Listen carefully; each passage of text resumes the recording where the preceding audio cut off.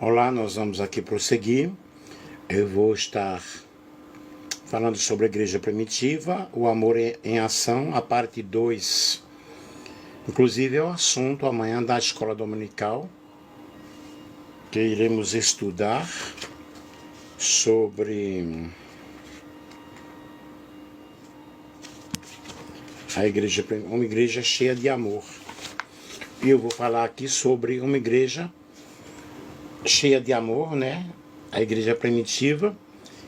E a palavra de Deus diz em Atos, capítulo 4, versículo 32 ao 37, e era o coração e a alma da multidão dos que criam, e ninguém dizia que coisa alguma do que possuía era sua própria, mas todas as coisas lhes eram em comum. Atos capítulo 4 e o versículo 32. Aqui é o professor Nelson, o pastor Nelson. Eu já fiz uma live falando sobre o amor em ação na igreja primitiva, e agora iremos fazer a segunda parte. Quando aqui diz era o coração e a alma da multidão dos que criam, porque eles estavam todos unidos, todos tinham tudo em comum e havia uma ajuda mútua entre eles. O verdadeiro cristianismo se revela na realidade através da ação do amor. E é o que nós vemos em Atos, na história da igreja primitiva. A igreja de Jerusalém destacou-se como um grande modelo que vivia na oração, na comunhão, no partir do pão e nas orações. Em nossas lives nós temos falado sobre esses pilares aí da igreja primitiva. E a ação do Espírito Santo no coração dos crentes era algo normal. Eles se moviam com uma sinceridade muito forte e havia um cuidado mútuo, a generosidade era aplicada ali naquela igreja. E eles tinham um compromisso muito sério com a oração, com o evangelismo, com a pregação da palavra de Deus. O amor ágape era a expressão suprema da graça divina no seio da igreja e se manifestava no coração dos crentes de uma forma sobrenatural, de uma forma normal, de uma forma gloriosa. E quando nós refletimos sobre esses pontos aí em comum, nós observamos que era algo corriqueiro, porque era a vida dos primeiros cristãos. Como era o amor na vida dos primeiros cristãos? Havia um crescimento espiritual muito grande. E Lucas, ele descreve a igreja de Jerusalém como a multidão dos que criam, porque cada dia o Senhor ia acrescentando, Atos 4:32, o crescimento era notável, porque havia a manifestação do amor, da ação social na vida da igreja, e a igreja que começou com apenas 120, que foi no dia de Pentecostes, ali em Atos capítulo 1, versículo 15, e o versículo 8, que fala que ao descer sobre vós o Espírito Santo, né? Se vocês vão ser minhas testemunhas, tanto em Jerusalém, Samaria, Judeia, até os confins da terra, eles iam crescendo, havia milagres, havia cura, era algo normal. O termômetro da igreja era a oração constante. Por isso que os crentes viviam em harmonia, viviam em comunhão, e havia um crescimento, não apenas um crescimento numérico, mas um crescimento espiritual, um crescimento interno, porque havia ensinamento. A igreja permanecia na comunhão, no partir do pão e nas orações, na doutrina dos apóstolos, porque havia ensinamento, havia realmente um crescimento genuíno em todas as dimensões, tanto dimensões internas quanto externas. O crescimento interno referia-se ao conhecimento que os crentes iam tendo, iam adquirindo. E nós vemos aí essa prática do amor fraternal como fruto do Espírito. Quando eu tenho o fruto do Espírito, que é o amor na minha vida, eu vou me envolvendo com a evangelização, eu vou me envolvendo com a comunhão. E havia a expansão que diz respeito à evangelização que acontecia ali naquela época. eles saíam de casa em casa, cumprindo o ID de Jesus. A extensão que envolve a implantação de novas igrejas em uma cultura. Porque eles, até com a perseguição também, eles foram dispersos e foram levando o evangelho. Portanto, o ídolo de Jesus, a obra missionária, acontecia cada dia ali na igreja primitiva. Quais eram os desafios do crescimento? O crescimento exponencial da igreja de Jerusalém, descrito em Atos como multiplicação, Atos capítulo 6, versículo 7, trouxe não apenas alegria, mas também trouxe grandes desafios significativos para aquela igreja, e a comunidade começou a crescer. Eles foram sendo diversificados e cresceram rapidamente, foram surgindo muitos grupos, foram surgindo também conflitos e necessidade até que se levantasse um serviço de diaconia, quando foram estabelecidos os diáconos da igreja. E a grande questão era justamente manter essa unidade da igreja, onde o amor fraternal era algo notório. O amor de Deus era derramado no coração dos crentes da igreja primitiva, de maneira que o Espírito Santo operava de uma forma sobrenatural. E Paulo, quando faz uma descrição, quando ele escreve aos Colossenses, ele afirma que o amor é o vínculo da perfeição. E isso aí era muito bem notório na igreja primitiva, ou seja, unia todas as virtudes cristãs, havia uma harmonia espiritual muito grande. E era um o coração e a alma da multidão dos que criam. Aí nós estamos falando do convívio entre os crentes, da comunhão entre eles, porque nesse texto é uma das descrições belíssimas e profundas da chamada comunhão da igreja. A comunhão da igreja era constante. De nada eles tinham falta, havia necessitados, as necessidades eram supridas, porque aqueles que possuíam bens materiais vendiam e levavam para os apóstolos. Aí nós vemos aí essa linguagem bíblica muito forte, mostrando o objetivo que a igreja tinha, que era ajudar a todos. E essa unidade não era apenas fruto de mero esforço humano, mas era algo sobrenatural, era algo do Espírito Santo. E o Espírito Santo impulsionava os crentes a contribuírem, o Espírito Santo impulsionava os crentes a fazerem doações. Que aprendemos com esse amor manifestado aí na igreja primitiva? Nós aprendemos que o crescimento da igreja cristã era um crescimento em evangelização, em conversões. As pessoas aceitavam a Jesus como Salvador. Era uma igreja que se expandia, novas igrejas iam acontecendo, missões transcultural iam também acontecendo. Uma igreja viva, ela cresce quando ela se expande, não somente internamente, mas quando ela sai para as ruas, quando ela sai para evangelizar, quando ela faz evangelismo pessoal, quando ela faz cruzadas evangelísticas, quando ela cumpre realmente o papel da igreja. Qual é o papel da igreja? O papel da igreja é missão, é o ídolo de Jesus, é cumprir o ídolo de Jesus. Ide por todo mundo, pregar o evangelho a todas as nações, a todos os povos, a todas as pessoas. E nós vemos aí que havia um desafio espiritual muito grande, porque o amor de Deus, que é o vínculo da perfeição, estava no seio da igreja. E havia essa unidade, havia essa vida interior. Era um só o coração e uma só alma. Isto é, o mesmo pensamento, o mesmo objetivo. Não havia discriminação entre eles.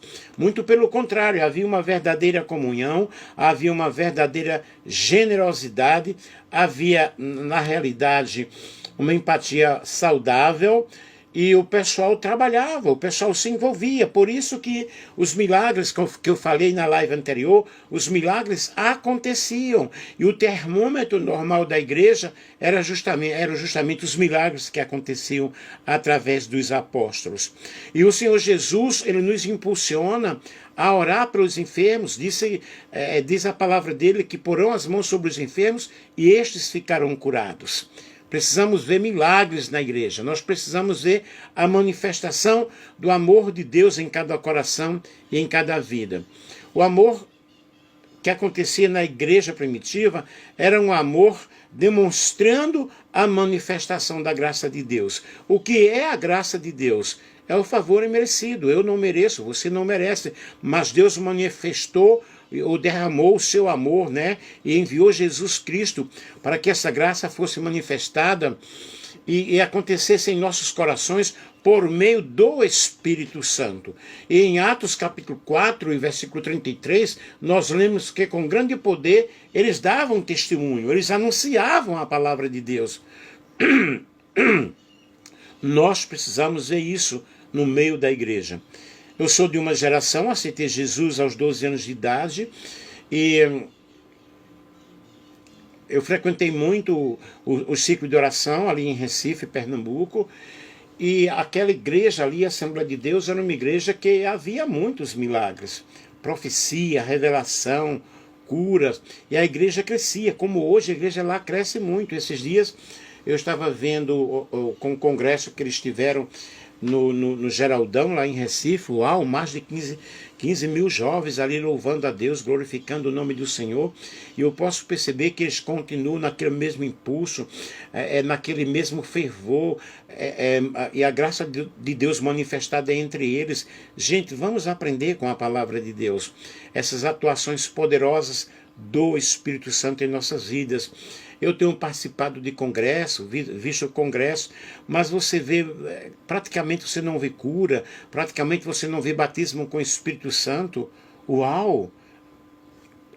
Precisamos voltar às nossas raízes. Eu falo a mesma coisa que falei na live anterior. Precisamos voltar às nossas origens, porque o poder do Espírito de Deus está conosco e nós precisamos ver curas, milagres, precisamos ver orações com ousadia. Atos 4, 29 e 31 foi respondida não apenas o poder para pregar, mas também com a graça que capacitou os apóstolos a realizarem grandes milagres. Esse poder, ele está em nós. Esse poder está dentro de nós. E o verdadeiro sinal de uma maturidade espiritual, quando eu tenho o Espírito Santo na minha vida, é ver os milagres acontecendo no meio da igreja. E o Espírito Santo, ele quer usar a minha vida, ele quer usar a tua vida. Nas minhas lives aqui, que nós temos feito, Deus tem operado grandes coisas, maravilhas o Senhor tem operado. E às 4 da tarde hoje, às 5 da tarde hoje, nós estaremos em continuidade com a nossa campanha Conquistando a Minha Bênção, em que temos alcançado muitas bênçãos. Muitas pessoas têm orado comigo, 700 pessoas, 800 pessoas, 900, 300, 200 pessoas. Elas têm nos acompanhado em oração e eu tenho visto o agir de Deus através das minhas lives, e que você possa ser essa pessoa evangelizadora, que você possa ser essa pessoa que proclame a palavra do Senhor. Esse poder do Espírito Santo, ele vai encontrar em nós uma liberdade para que nós possamos abrir o nosso coração e ele usar as nossas vidas. A graça de Deus é manifestada a todos, e na igreja primitiva havia uma graça abundante. Na igreja de Jerusalém havia uma graça abundante, e essa expressão revela uma dimensão profunda na vida comunitária da igreja em Jerusalém. A palavra graça aqui é charis, que não se limita ao favor, salvador que concede a justificação, mas aponta um trabalho contínuo, aponta uma ação contínua de Deus, do Espírito Santo, transformando os corações, transformando vidas, produzindo unidade, produzindo generosidade, produzindo amor, produzindo um caráter cristão, fruto do Espírito, atuando na vida da igreja. Por isso que havia abundante graça na vida deles. E ao afirmar que em todos eles havia abundante graça, Lucas está aqui destacando não apenas os apóstolos, mas toda a igreja. Havia influência em toda a igreja. É o que nós precisamos ver, queridos, na época atual, a graça de Deus derramada em cada coração, derramada em cada vida, porque fazer a obra de Deus não ficou apenas para o pastor, para o missionário, para o diácono, ficou para todos. Ele disse: estes sinais seguirão aos que creem, em meu nome expulsarão demônios, falarão novas línguas, colocarão as mãos sobre os enfermos e eles ficarão curados. É para todos, a missão é para todos. Louvado seja o nome do Senhor. E nós precisamos de ver esse dinamismo espiritual, essa graça manifestada através do Espírito Santo.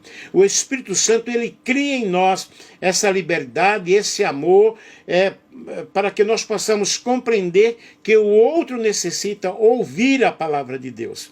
E como ouvirão se não há quem pregue? Eu preciso pregar a palavra de Deus. Eu preciso anunciar a palavra de Deus.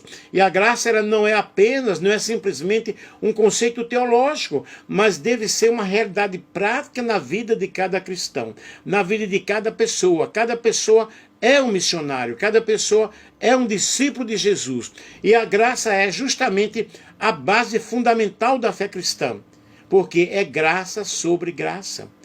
E a salvação, ela vem pela fé. Eu aceito a graça de Deus, essa graça abundante, essa graça que provoca em nós comunhão, alegria, o fruto do Espírito, a paz espiritual, o profundo amor derramado em nossos corações. E eu preciso ver isso na vida da igreja. O amor em ação na igreja primitiva era justamente a manifestação da multiforme graça de Deus, da solidariedade cristã. É o que nós precisamos ver na igreja atual, que vemos muito pouco. A igreja de Jerusalém, ela foi marcada por uma consciência social que impulsionava os crentes a ajudarem uns aos outros. E o que é que nós precisamos de ver hoje? Não somente a ação social, mas a ação espiritual.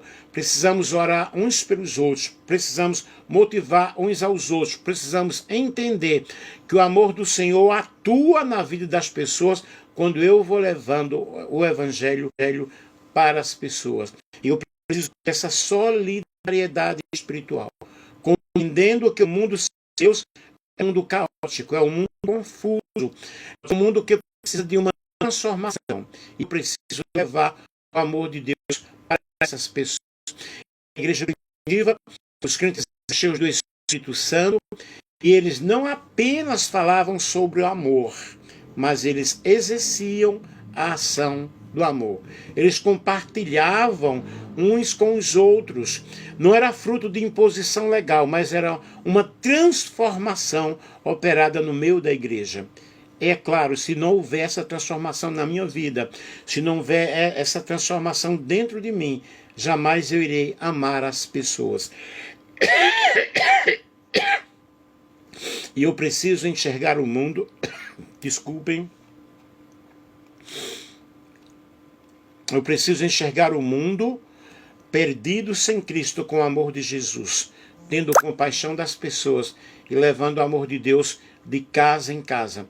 É a prática do Evangelho, né, do evangelismo pessoal. E o evangelismo pessoal é quando eu saio da minha casa, eu vou em outra casa, eu vou no meu vizinho, levar a palavra de Deus, fazer uma tarde ali de louvor, uma tarde de chá, né, em que eu possa também anunciar a palavra de Deus. E não havia, pois, entre eles necessitado algum, porque todos os que possuíam herdades ou casas, vendendo-as, traziam o preço do que fora vendido e o depositavam aos pés dos apóstolos, e repartia-se a cada um segundo a necessidade de cada um. Observe, isso era o que acontecia na igreja primitiva.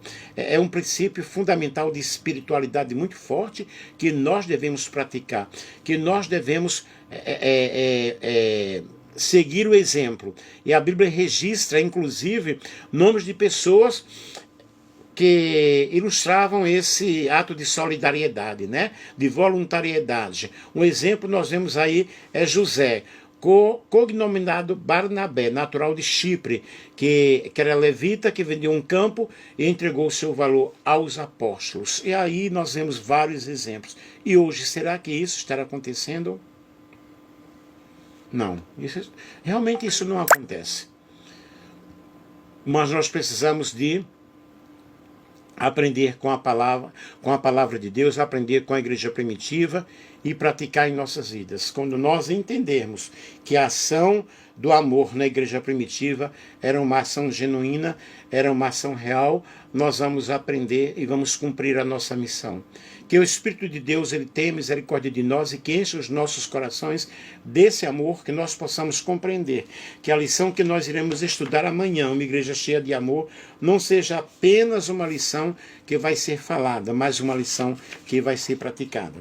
Aqui fica o meu abraço, o meu carinho e um beijo para todos vocês. Meu abraço. Não esqueçam, 5 horas, a nossa live de oração.